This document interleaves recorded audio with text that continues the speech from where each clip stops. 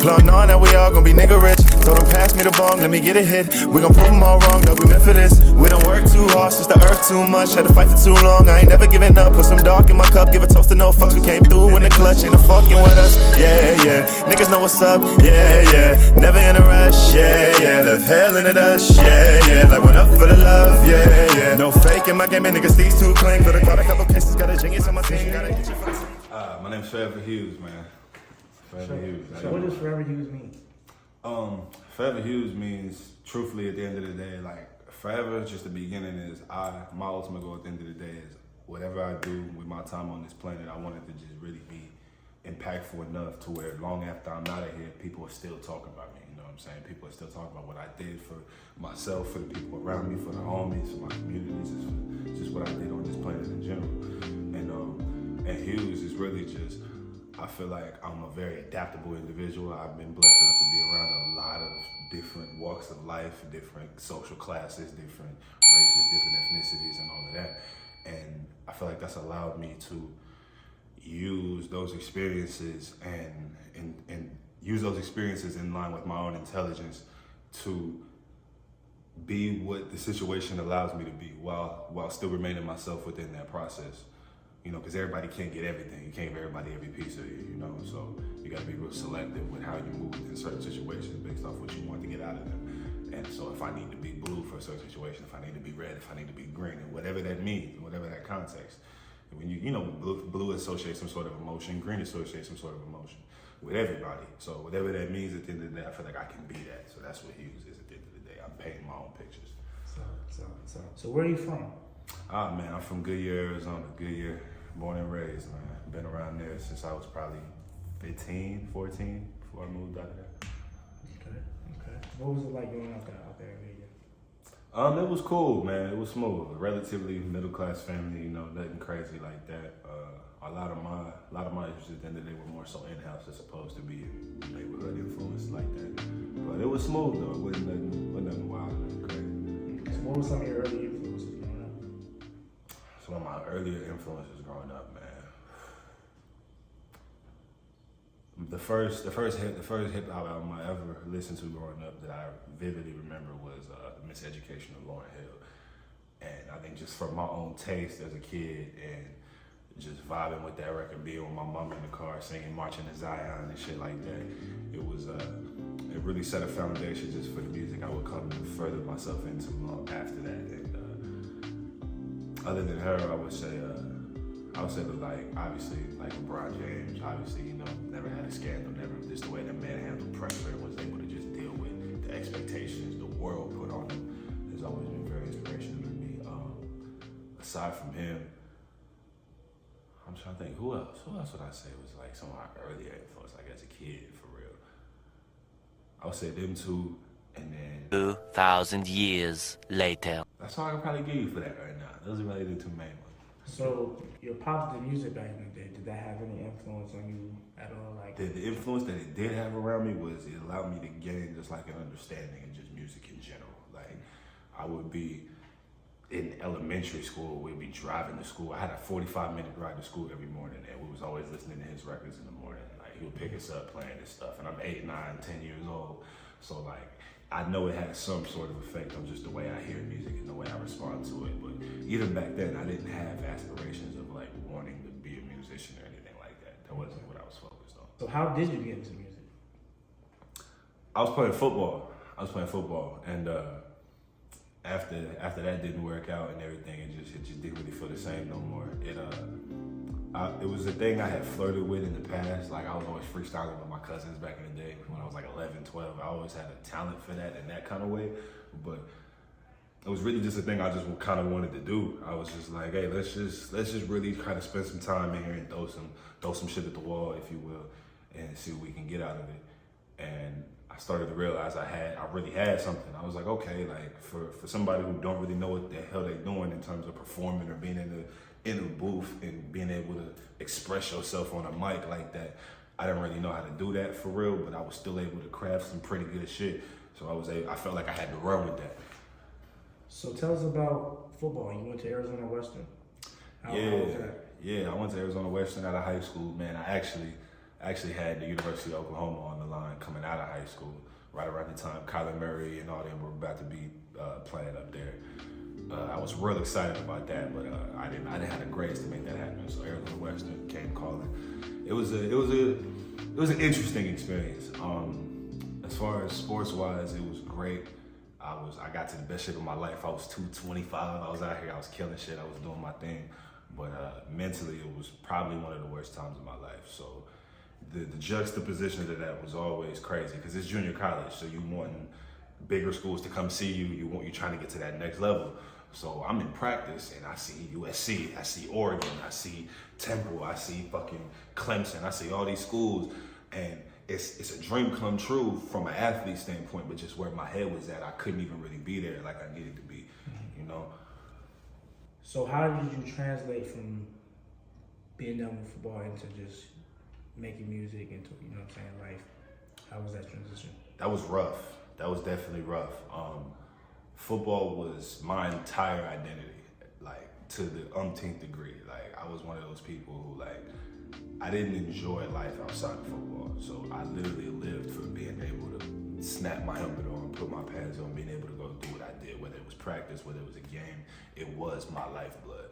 So when it didn't feel like that no more, there was probably about 2 years where I was just kind of just in the wind for real, kind of just floating from job to job, not really knowing what the hell I'm doing. Smoking wild heavy, just living in it for real. And I actually ended up meeting one of my best friends out through a mutual friend out in Las Vegas who kind of got me back into just being in the studio and just being around that energy and just being around a lot of creative, just creative energy, period. And we ended up making a song probably like the second or third, probably the second week I was out there with him, and that ended up being Rise, which was what, so I had to drop that shit. So like I said, it was one of those moments where I kind of just threw something at the wall and it worked. You know what I mean? I literally had nothing written in the studio that day. I didn't have nothing ready. I stood in front of a mic and I was literally talking to myself because I was scared as shit. Just standing there in front of you and just in that environment. It's like the first opening line of that song is, rise to the occasion, who give a fuck what they saying. You the one been waiting for your shot for so long. And that's literally how I started the song, because I was literally telling myself, like, you have to do this right now. Like, I know what it's like to be at game time where it ain't nothing to do but go. So that's where it was with nothing to do but go. And I've been running with it ever since. So do you think there was a big correlation from your experiences playing football and to you trying to make music? Is there a correlation? I would say there's a correlation as far as like, from a competitive approach, definitely. Like if I'm in the studio with other rappers, other artists and shit, I'm always wanting to be the one who had motherfuckers like, yo, that shit was crazy. Who had people like, nah, he killed that shit. I always wanted that feeling. So I would say they correlated in that regard. And then as far as like, I don't hate being underestimated, but it just does a little something to me, you know what I mean? So like if I know I gotta go into a situation and I gotta prove myself, like it was the same thing on the field. Like when I had a big matchup, I knew I had to prove to this other guy, like, you gonna have to respect me. And it's the same thing in the studio. It's one of those, like, I gotta come in, chop this bitch down real quick and make y'all know, like, nah, Hues got that. So what was your first song you made? Tell us about the first song you made. The first song I made, man, I was actually probably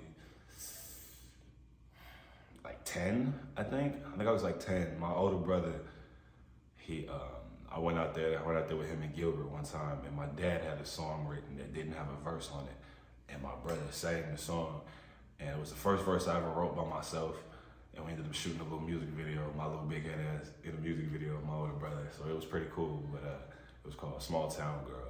It's not on YouTube no more, but I gotta see if I can find it. It's definitely a gem for sure. And for a 10-year-old, I was spitting, definitely. Okay. So what was your song you made, like, really trying to pursue music? That was Ride. That was when I met Three in the studio, and we really just kind of made something happen. So what made you want to go all in ultimately with music? Honestly, it was the amount of times I found myself in situations where I was just throwing shit at the wall, just kind of seeing what I could do.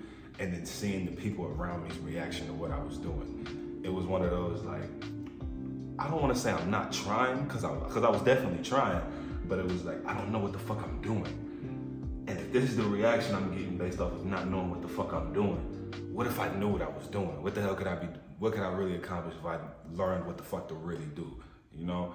So, and I think that was one of those things that really had that light bulb in my head go off, like okay, like I could really do some damage here. All right, bro. So tell me a little bit more about the acting. Is this something you're trying to do, or is this something you're really trying to pursue? Oh man, I'm trying to do this shit. I'm trying to have Samuel L. Jackson play my granddaddy. You know what I mean? I'm trying to have Denzel be my opposition somehow with some cool shit. Like I'm trying to do all of that. And then truthfully, man, I'm trying to be the next Donald Glover. You know what I mean? For those that don't know, that is Childish Gambino, and he's been able to touch so many different lanes at different times. You got shit like Redbone, shit like what's the other joint? This Is America, Feel Like Summer. He's got all these hit records, but at the same time, he's been able to have hit TV shows like Atlanta, do hit sitcoms like Community, shit like that. He wrote for 30 Rock, another hit sitcom. Like he's been able to be in so many different lanes. I think my ultimate goal is to be able to do some shit like that and just have people see me in so many different places, being so many different characters, doing so many different things. Okay. Is there anything you can give us right now? Like, is there any? What you mean? What you talking? Can you give us a line, one of your favorite lines somebody does in your movie? Can you just freestyle? Is there anything you can let people see your range? Or is there anything where you still? Let me tell you something. I've been waiting my whole goddamn life for this moment, and you think you gonna stop me? After everything I done been through? There's no fucking way. I worked too goddamn hard. You understand me? Too goddamn hard. You ain't never gonna be in my way again. Those days are over. You understand me? You know what I'm saying? we still working on some shit, but you know what I mean? It's only been 2-3 months, people. It's only been 2-3 months. We're working on it. Okay. I heard also you got a little accent you got. Is this true? Hey man, who told you about that shit, man? You ain't supposed to know about that. Further, all right, bro. So look, I haven't been around enough people from the UK to know how good or bad this is. So if anybody from the UK sees this, I apologize if I butcher anything, any kind of way. I'm a big fan of Top Boy, you know, and I've been with this acting shit. One of my other goals is the way guys like Damson Idris, guys like Daniel Kaluuya, people like old boy from BMF, Lamar, they're all British actors. You feel me? They're all British actors who are able to come to America, play that accent, and kill their roles. So one of my goals as well is to be able to go to the UK, play somebody British, and be the most convincing British man you've ever seen. So I don't know how good I am, but I'm gonna give you a little something real quick. Say it, fam. Listen. There's one thing you don't understand, bro. If you're gonna be moving peas in my fucking yard, you better go through me first. Cause if you go through anybody else, it's gonna be a fucking problem, bro. You understand me? See, you Negroes think this shit is fucking easy. You think this shit, you can just waltz in here, be like, oh, this is what I'm gonna do it, I'm gonna push my... No, this is not what the fuck you do here. You understand me, fam? I've been here all day, and I'm always gonna be here. Summer house is mine. Come around here again, and I promise it will be the last thing you do, bruv. All right, so yeah, that might have sucked. That might have been great. I don't know, but fuck it. We go. Shout out to the UK. Oh man. I'm gonna get that shit down though. Even if this is trash, y'all gonna look back on this shit when I kill that bitch, and it's gonna be crazy. So what do you want people to know about you, man? What I want people to know about me, just in general, in terms of music, like when it comes to music, bro, what do you want people to know about your music? I want people to know that, like, ultimately I'm very creative, and just that, like, once again, the way I was talking about Glover being able to be in different lanes and everything, I want to do the same thing with my music. Like, I've had a lot of different influences. I've had a lot of different songs that I've enjoyed that have really been, like, just the ones I keep close to the chest, if you will. And it's always been my goal to, like, delve into those passions, to delve into those genres as well. for instance, like I grew up listening to shit like Linkin Park. I grew up listening to fucking Red Hot Chili Peppers. I grew up listening to Aerosmith, shit like that. I would love to do a rock song one day. I would love to do some more poppy shit. Like, I think at the end of the day, I want people to know about my music that like, damn, not only is this dude saying some shit, not only is this dude bringing something that I feel like I can take away from his music every time I go back to visit it, he's also doing it in 15 different fucking ways, which is just like, how do you want it? How do you feel? However you feel, you can pick whichever one you want, you know what I'm saying? That's what Hues is. You know, whatever color you need. If you feeling blue, you feeling red, you feeling green, you feeling whatever that is, you can pick like a fucking menu and just decide, hey, this is what I need right now, and be able to go there and get everything you need from the art I have to offer y'all. Sure. So do you have any upcoming projects coming up? Upcoming projects per se, I got a project, man. I ain't gonna speak about that one yet, just because it's that's my solo project. We're gonna take a little bit to craft that one. But me and my brother Wolfgang Smoke, man, we got an EP coming out after his joint, which actually drops tomorrow, Zoe Trip. I better go get that. That shit is fire. So after that drops out, me and him got an EP that's coming. So y'all definitely gonna be looking out for that for sure, because that shit is gonna be crazy. What holds most people back? Fear. Fear holds most people back. Fear holds most people back. I think a lot of people don't realize that fear isn't something to run from in certain situations. In certain situations, obviously, if somebody trying to, some wild shit happen, you need to fucking run. But aside from that, like, I think situations of fear are opportunities of growth, and as scary as that shit is to actually do, it's a beautiful thing to look up and be like, yo, I really did that.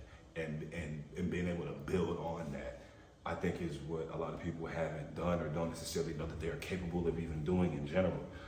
But yeah, I think it's fear, definitely. Okay. What do you listen to on the daily? Ooh, on the daily. On the daily? I'm one of those people who, like, if I find a new song or a vibe that I'm just into for that moment, I'll get stuck in that vibe for a while. If there's one song I like, I'll listen to that song 73 times in 2 days. Like, that's just kind of the shit I do. So, like, I guess that song recently for me has been Get Dangerous by Baby Money. I don't know why, but it's just like the way that shit knocks, and then like that shit, I don't know. That shit's just been stuck in my fucking head. Who is your top 5 rappers? All time or right now? All time. All time? In order. In order. Okay. We gotta think about that. Top 5 all time. 5's a lot. I can give you 3. I give you my top 3. All right. I give you my top 3. My top 3 all time in order. Number 3, I gotta go. Eternity later. A few moments later. I'm gonna say Biggie, just because, like, yeah, I know back in that era niggas were saying some wild shit, but I think for me, in the small sample size that we have of him, it's fucking impeccable. It's like, it's ridiculous, and I think there's something to be said for that. So my number 2. This might be an unpopular opinion, but my number 2, I would have to say Kendrick, just because I think he said it before. How you let a conscious nigga go commercial while only making conscious albums? Like, that's a heavy statement to do. That's a heavy thing to just do in the game, period. Like, and obviously anybody who's heard Kendrick, y'all understand why. But my number 1, my personal number 1, I gotta go Andre 3000.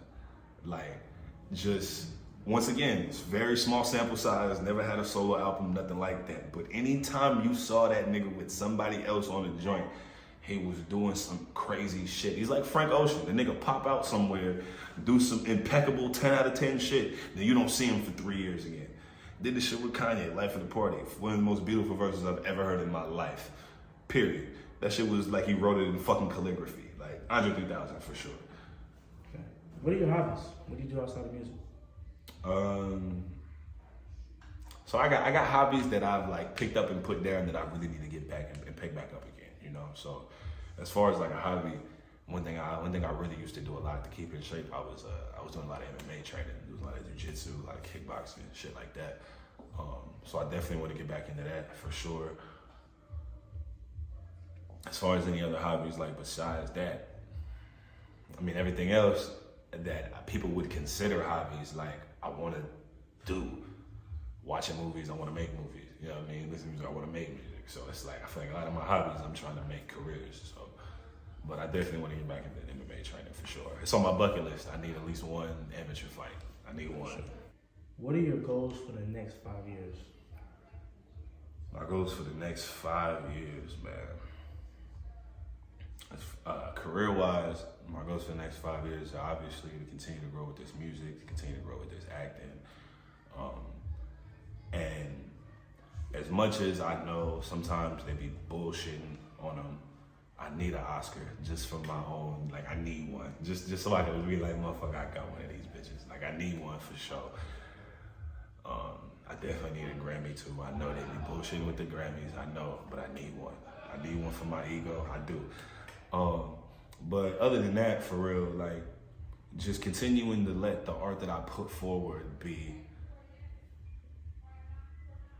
meaningful, you know? Like I don't want to do anything that doesn't have any purpose, you know what I'm saying? I want people to come to my art, whether it be music, whether it be a movie I did, whether it be a show I did or something like that. I want them to be able to walk away with something from it at the end of the day. What do you have to say to your future self? I guess to my future self, I would say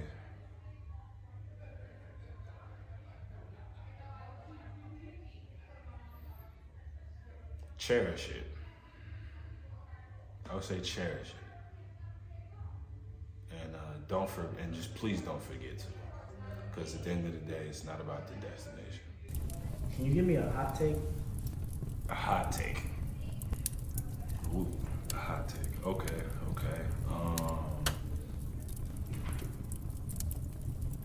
I'll give you a sports hot take. I'm a sports guy. I'll give you a sports hot take. Jerry Rice is not the greatest football player ever. He's arguably the third greatest football player ever. But I'll give him number 2. In my opinion. Tom Brady is a part of that 3, and Lawrence Taylor is a part of that 3. And I personally have Lawrence Taylor over Jerry Rice. But yeah, that's all I get. I'll say that. So when we sign off for here, man, tell everybody where to find you. Tell everybody here to sign off. It's Foreverhues signing off on this motherfucker, man. I'm gonna need y'all to do something very special for me. I need y'all to subscribe to STW TV. I need y'all to go on Instagram, Twitter, all of that shit. STW Sound, that's the whole squad, the whole team. We always gonna be around them. We ain't never going nowhere, so y'all better get used to it. Look out for your boy, FOREVERHUES. All social medias as well. Music on all platforms under the same name. Best believe you need to look out for me on your TV screen for these commercials, for these movies and all that shit. I'm gonna get on power too, so tell that nigga Tariq I'm coming, I'm on the way. Foreverhues, man, starting off. Shout out Show the World Podcast. I'm out this bitch.